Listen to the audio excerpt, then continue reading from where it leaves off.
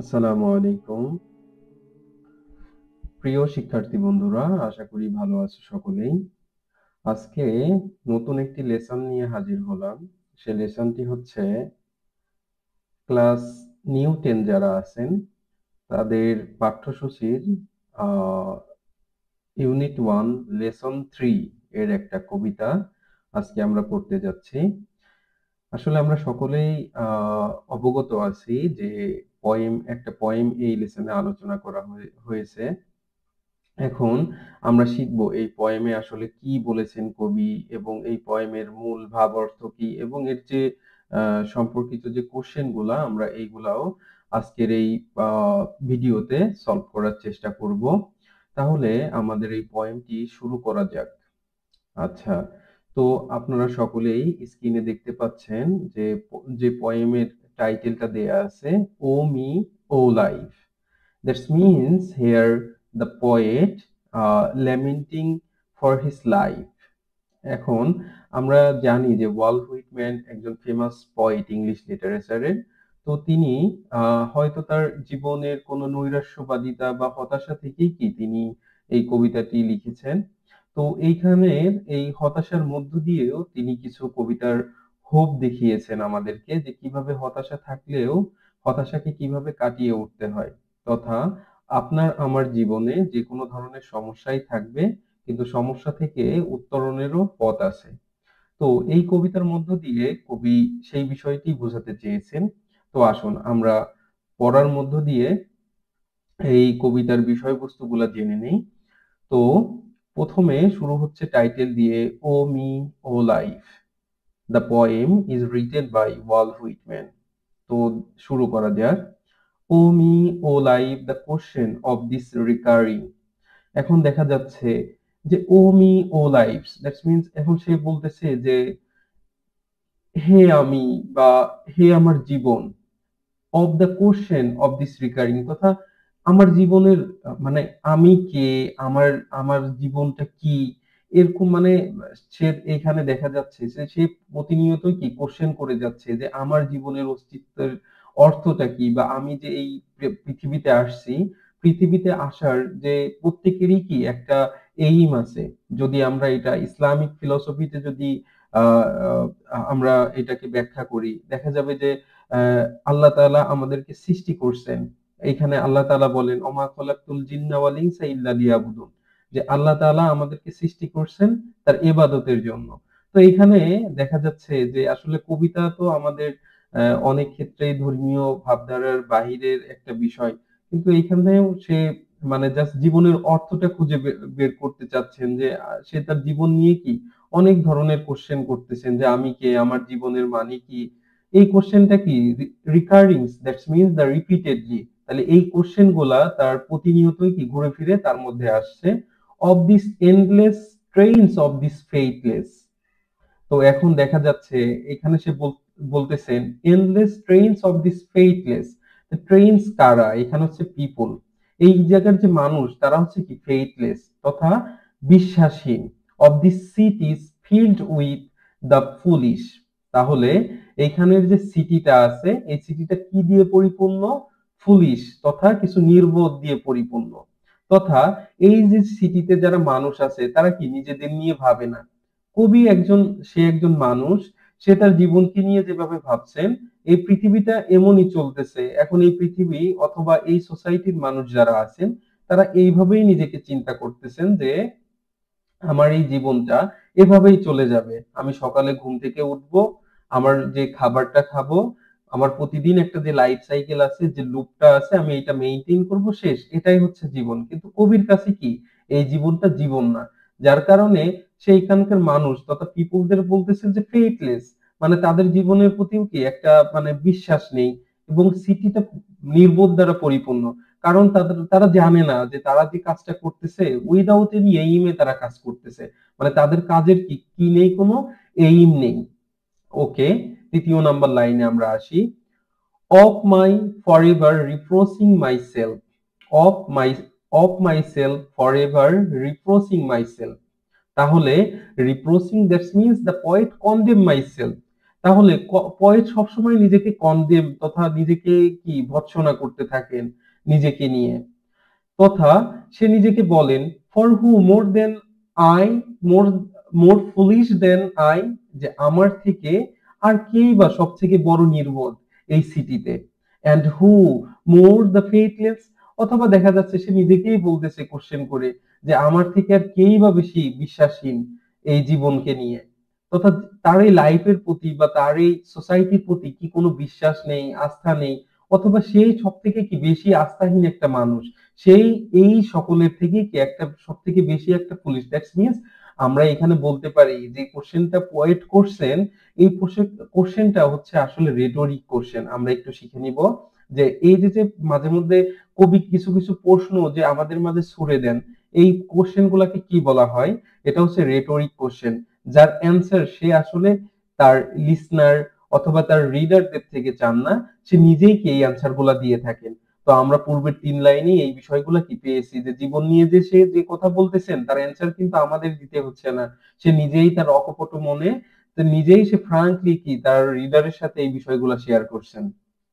আচ্ছা আসি 4th number লাইনে, of eyes vainly crave the light of the objects means of the struggle over reward renewed.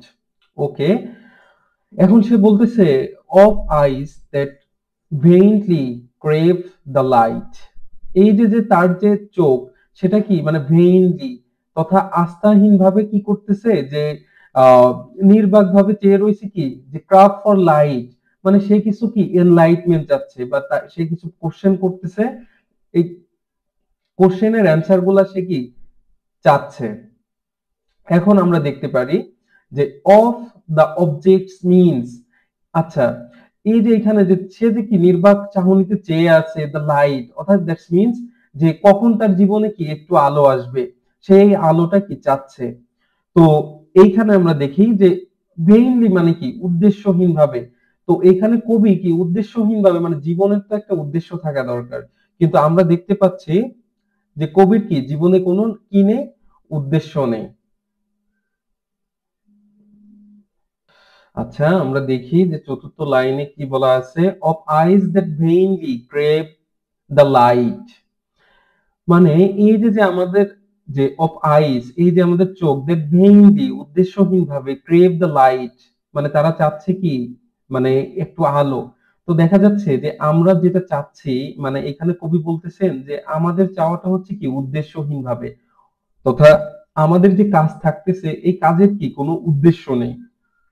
Of the objects মিন, মানে এই যে আমরা কাজ যে করতেছি এগুলোর অর্থ কি, of the struggle ever renewed, মানে এই যে যে আমরা যে কাজটা করব এই এই কাজটাকে কখনো আবার রিনিউ করা যাবে, বা আমাদের এই মানে আমরা যে আমাদের জীবনটা যে মানে আমাদের এখানে আমরা আমরা কি আমাদের জীবনের পুনরাবৃত্তি কি ঘটাতে পারবো কিনা, তথা আমাদের এই স্ট্রাগল গুলো কি প্রতিনিয়তই কি স্ট্রাগলেই থাকবে, নাকি আমরা কখনো কি পাবো এইখান থেকে আমাদের সাকসেসটা পাবো। তো সেই কোশ্চেনটা কবি বলতেছেন এইখানে, of the poor results of all of the clothing and service crowds I see around me.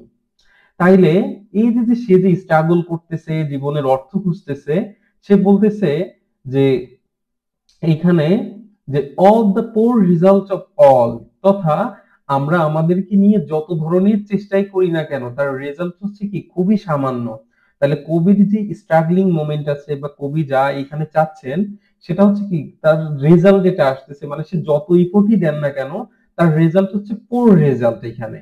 Of the clothing and sordid crowd I see around me, আর এইখানে যে লোকজন আছে ক্লোদিং, দ্যাটস মিনস যে এখানে ক্লোদিং দ্বারা বোঝানো হচ্ছে তাদেরকে যারা হচ্ছে আনএক্সাইটিং, মানে তাদের ভিতরে কি নেই কোনো উত্তেজনা নেই বা তারা কি কোনো কিছু কি ওইভাবে চান না, and shortly they are the very much vile person, নোংরা, মানে দ্যাটস মিনস তাদের চিন্তা ভাবনা দেখা যাচ্ছে যে কবির চারপাশে যারা আছেন তারা কি তার মতো এত ভালো মানে সব বিষয়ে কি মানে এক্সপার্ট না।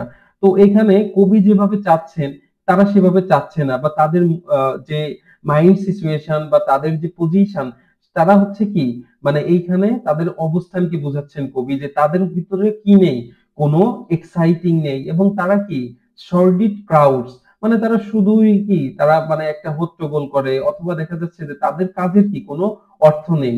তো এমন পার্সন হচ্ছে কি তার চারিপাশ দিয়ে, অর্থাৎ কবির পাশে যারা আছেন তারা এই যে তাদেরকে নিয়ে যে চিন্তাটা, এটা তারা করেন না, তারা শুধু আসছেন। দ্যাটস মিনস এটা আমরা যদি বলতে পারি যে সিজ দ্য ডে, অর্থাৎ তারা তাদের জীবনকেই শুধু উপভোগ করছেন, এখন তাদের প্রেজেন্টকে উপভোগ করছেন। কিন্তু এখন কবির প্রত্যেকটা মানুষেরই তো এক একটা কন্ট্রিবিউশন রাখতে হবে তার জীবনে, কিন্তু তারা তাদের এই কন্ট্রিবিউশনের এই পথটা কি ভুলে যাচ্ছে, তথা তাদের এই চিন্তা ভাবনা বা তাদের কি এসব নিয়ে কোনো চিন্তা নেই। তো আমরা পরের লাইনে আসি, of the MT and useless years of the rest. তাহলে এই যে যে তাদের জীবনকে কবি তুলনা করতেছেন যে useless year of the rest, মানে তারা কি কিভাবে আছে, যে তারা কর্মহীন ভাবে, মানে তাদের জীবনের যে মিনিং, এই যে যে এত বছর তারা বেঁচে আসছে, বা তাদের জীবনের যে একটা এজ হচ্ছে, মানে সে যে এই ছোট থেকে বড় হইলো, তথা এই জীবনটাকে সে বলতেছে যে useless of the useless years of the rest, মানে তার জীবনের কি কোনোই অর্থ নেই। With the rest me intertwined, that's means যে এই যে তারা সকলেই কি তার কবির ভিতরে আবার কি করতেছে, the rest with the rest me intertwined, তথা এই যে তাদের এই সকলের প্রভাবও কি কবির ভিতরে কি চলে আসছে, যে তথা তার চারপাশের যেমন মানুষ, মানে মানুষ কি হয় তার চারপাশের বিষয়গুলা থেকে প্রভাবিত হয়। তো এই যে কবিও কি প্রভাবিত হচ্ছেন তার চারিপাশের মানুষদের থেকে, যে তারাও এখন কি মানে সেও তাদের দ্বারা কি মানে এখানে ইমপ্রেসড হয়ে গেছেন, তথা তাদের দ্বারা কি প্রভাবিত হয়ে গেছেন এইখানে। The question on me, the question, oh me, so sad, recurring, hot, good amid this, oh me, oh life। তথা সে আবার তার কোশ্চেন গুলা কি ঘুরে ফিরে আসছে, যে আমি যে এই যে হট গুড অ্যামিড দিস, মানে এই যে যে আমি আমার জীবনের কাজকর্ম করতেছি এর মধ্যে আসলে ভালোটা কি। আর সে তার কোশ্চেনটা প্রতিনিয়তই করে যাচ্ছেন যে আমি কে এবং আমার জীবনটাই আসলে কি। তথা এখানে আমরা বলতে পারি যে কবি তার জীবনের মানে জীবনকে নিয়ে কি মানে হতাশাবাদী। তো হতাশায় ডুবে আছেন সে, যার কারণে কবিতার জীবনের মিনিংটা খুঁজে ফিরে মানে খুঁজে ফিরে চলছেন এই পয়েমের মধ্যে। এবং সে পরবর্তীতে কি অ্যান্সারও পাচ্ছেন, answer that you are here. তাহলে আমরা জানি যে রেনে ডেকার্টস নামে একজন ফিলোসোফার ছিলেন। তো ফিলোসোফার তার ফিলোসফিতে একটা কথা বলতেছেন যে I think therefore I am, মানে আমি চিন্তা করি মানেই কি আমি আছি। তো ঠিক এই ওয়াল্ট হুইটম্যানেরও কি একটা কথা এই পয়েমের মধ্যে আছে, দ্যাট ইউ আর হিয়ার, যে তুমি কি আসো, মানে এখানে দেখা যাচ্ছে যে তুমি কি এই পৃথিবীতে আসো, মানে কি তোমার একটা এক্সিস্টেন্স আছে, the life exist and the identity, মানে তুমি আসো মানে তোমার জীবনটাও কি এখানে এক্সিস্ট করতেছে, এবং তোমার কি একটা আইডেন্টিটি আছে, তথা দ্যাটস মিনস প্রত্যেকটা মানুষের কি এক একটা ইউনিক এক একটা বৈশিষ্ট্য থাকে। হয়তো দেখা যাচ্ছে যে ওয়াল্ট হুইটম্যান যদি দেখা যাচ্ছে যে সে কবি না হয়ে হয়তো যদি কোনো ফিকশন রাইটিং করতো, তাহলে দেখা যাচ্ছে যে তাকে আমরা ফিকশন রাইটার হিসেবেই চিনতাম। মানে সে তার জীবনে যে যে কাজ করবে আমরা মানুষকে মানুষ হিসাবে না চিনি হচ্ছে তার কাজের মধ্য দিয়ে। তথা আমরা বুঝতে পারছি যে এখানে কবি কি বলতেছেন, যে that you are here, that life exist and identity, মানে তুমি পৃথিবীতে আসো মানে তোমার লাইফটাও এক্সিস্ট করতেছে এখানে উপস্থিত, এবং কি হইতেছে এবং এখানে তোমার একটা আইডেন্টিটিও আছে। That the powerful place goes on, মানে এই যে যে আমরা আবার দ্যাট দ্য পাওয়ারফুল প্লে হিসেবে যদি আমরা বলি, যে উইলিয়াম শেক্সপিয়ার কি বলতেছেন, যে all the world is the stage and we are the performer. তাহলে পৃথিবী যদি নাট্যমঞ্চ হয় তাহলে আমরা সেই নাট্যমঞ্চের কি অভিনেতা। তাহলে দেখা যাচ্ছে যে এইটা হচ্ছে কি একটা powerful play that goes on, মানে আমাদের এই জীবনটা হচ্ছে কি খুবই পাওয়ারফুল, বলতেছে এই কারণে যে এই লাইফের মধ্যে কখনো আপস থাকবে, কখনো ডাউনস থাকবে, কখনো জীবনে হতাশা, কখনো অপটিমিজম, মানে সবকিছুই কি জীবনের মধ্যে পরিপূর্ণ থাকে। তো এই জিনিসটার কারণে কবি এখানে বলতেছেন যে এটা হচ্ছে কি powerful, and you may contribute a verse. তথা তুমি কি কোনো কিছু লিখে এখানে কন্ট্রিবিউট করতে পারো, তথা যে মানে আমি যদি এইখানে আমার কন্ট্রিবিউশন রাখতে চাই তাহলে আমাকে কিছু করতে হবে। আমি যদি এইভাবে ইউজলেস হয়ে পড়ে থাকি তাহলে কি আমার জীবনের কোনো হোপ নেই, জীবনের কোনো মিনিং নেই। আমাকে যদি আমার মিনিং ক্রিয়েট করতে হয় তাহলে আমাদেরকে কিছু করতে হবে।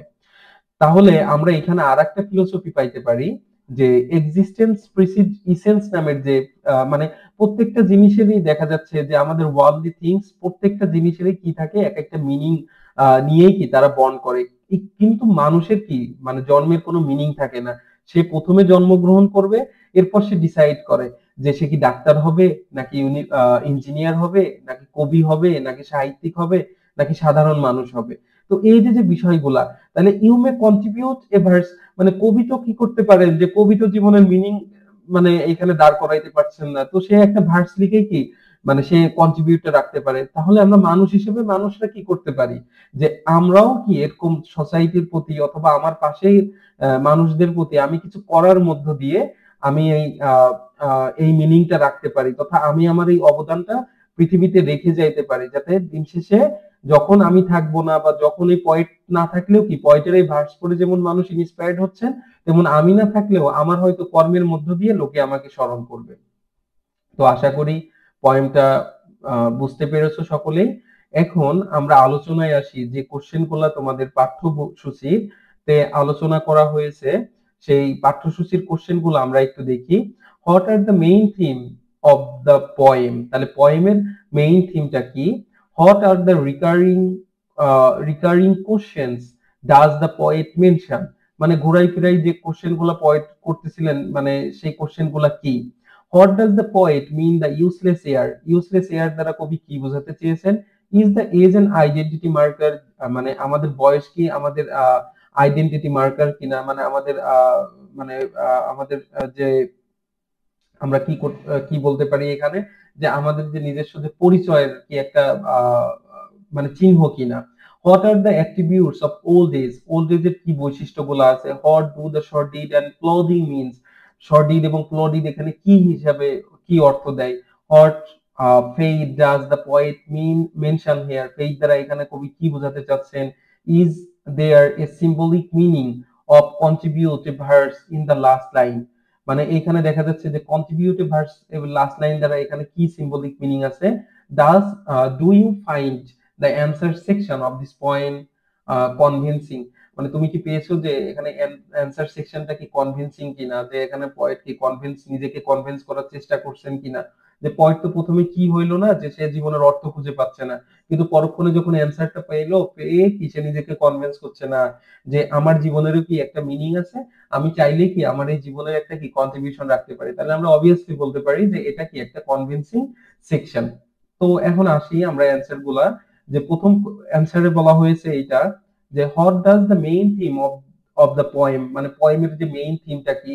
তাহলে the main theme of the poem is search for meaning and purpose in life and amid its challenges and disappointments. তো দেখা যাচ্ছে যে আমাদের জীবনে কি এখানে যে থিম গুলা নিয়ে আলোচনা করছে, এখানে search for meaning and purpose in life, মানে জীবনের কি অর্থ কি এবং জীবনের উদ্দেশ্যটা কি, এবং এর মধ্যে কি যে চ্যালেঞ্জেস গুলা মানে মানে আমাদের যে মানে মানে দেখা যাচ্ছে যে জীবনে যে মোকাবেলা গুলো আসবে বা যে মানে ডিসঅ্যাপয়েন্টমেন্ট, তথা দেখা যাচ্ছে যে আমাদের যে হতাশাটা আসবে সেটা নিয়ে বলতেছে যে এইগুলো হচ্ছে কি পয়েমের থিম।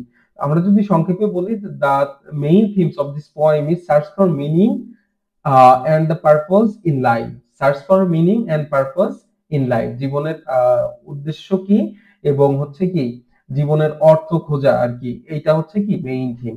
এরপর আমরা আসি দ্বিতীয় কোশ্চেনে, যে what the recurring question does the poet mention, তাহলে পয়েটের যে কোশ্চেনটা ঘুরে ফিরে করছে সেটা হচ্ছে কি যে about the value and purpose of life, মানে জীবনের কি মূল্য এবং কি জীবনের উদ্দেশ্যটা কি।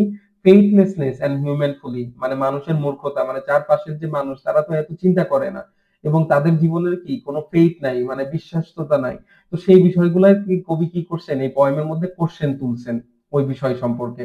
তারপর তৃতীয় নম্বর আমরা কোশ্চেনে আসি, what does the poet mean by the useless year, ওই যে এইখানে আমরা প্রথমেই আমরা এটা উল্লেখ করেছি যে সে যে মিনিং নাই মানে তার জীবনের, by the useless the poet refer the meaninglessness, and the unproductive period of life, মানে জীবনে যে উদ্দেশ্যহীনভাবে বসে থাকা, এই বিষয়গুলোকে কি বলতেছে যে আমরা একটা পিরিয়ড দেখা যাচ্ছে যে কোনো কাজকর্ম ছাড়াই কি বসে আছি, জীবনের অর্থকে বা জীবনকে আমরা প্রপারলি ইউটিলাইজ করছি না, তথা ইডিয়াল ভাবে আমরা বসে আছি। তো ওইটাকে কবি বলতেছেন যে মিনিংলেসনেস, যে আমাদের এটার কি কোনো অর্থ নেই, এবং আনপ্রোডাক্টিভ পিরিয়ড অফ লাইফ, মানে এইখানে কি আমরা কোনো কিছু কি আনপ্রোডাক্ট, মানে এখানে কোনো কিছুই কি আমরা উৎপাদন করতেছি না, মানে এখান থেকে আমরা কোনো কিছুই তৈরি করতেছি না। তো ওই যে ইউজলেস সময় দ্বারা ওই আমাদের ইডিয়াল টাইম আর মিনিংলেস পিরিয়ড অফ লাইফ কে বোঝানো হচ্ছে। এরপর আমরা আসি, is an is is an identity marker or what are the attributes of old age?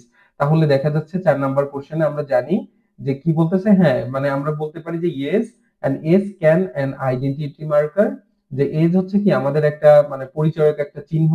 তো সেইখানে এটার কিছু অ্যাট্রিবিউট আছে, তো অ্যাট্রিবিউট হিসেবে আমরা এই কয়টা জিনিস শিখে নেব। Attributes of old age include wisdom, reflection and sense of disillusionment. তাহলে আমরা কি কি শিখবো, যে আমাদের ওল্ড এজের বৈশিষ্ট্য কি থাকবে, প্রজ্ঞাতে ভরা থাকে, মানে আমরা যত মানে an old person is much experienced than the younger, মানে কারণ কি সে পৃথিবীতে অধিক সময় বসবাস করছেন, মানে তার ভিতরে যে এক্সপিরিয়েন্সটা আছে সেটা কি ইয়ঙ্গার থেকে বেশি, যার কারণে তিনি উইজডমও হন এবং তার জীবনের বিভিন্ন জিনিসের প্রতিফলন তিনি দেখতে পান। এবং দেখা যাচ্ছে যে তার মধ্যে কি ডিসইলিউশনমেন্ট তথা ওয়ারিনেস, মানে কখনো ভয়ভীতি, অথবা দেখা যাচ্ছে একসময় সে যেটাকে ভালো মনে করতো কিন্তু পরক্ষণেই কি ওই জিনিসটা ডিসইলিউশনমেন্ট হয়ে যায় তার কাছে, মানে মোহ মুক্তি হয়ে যায়, তথা ওই যেটা নিয়ে মোহ থাকে ওইটা থাকে না। একটা সময় সে দেখা যাবে যে অর্থের প্রতি কি তার একটা লোভ ছিল, যে এখন সে ইয়ং এ ছিল, কিন্তু যখন সে বৃদ্ধ হয়ে যাচ্ছে তার কি আর এই অর্থের প্রতি সে লোভটা নেই। তো সেইটার কথা বলতেছে। এবং 5 নাম্বার কোশ্চেনে দেখেন, what do sordid and clothing means.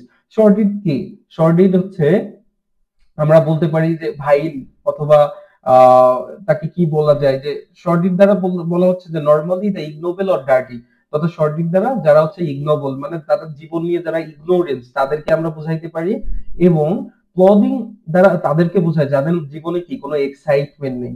তাহলে lack of excitement in life as well as the ignorance people those who are not concern about their life, আমরা এই শর্টডিট দ্বারা এটা বোঝাতে পারি। এরপর আসেন যে 6 নাম্বার কোশ্চেনে কি বলা হয়েছে, what faith does the poet mention here.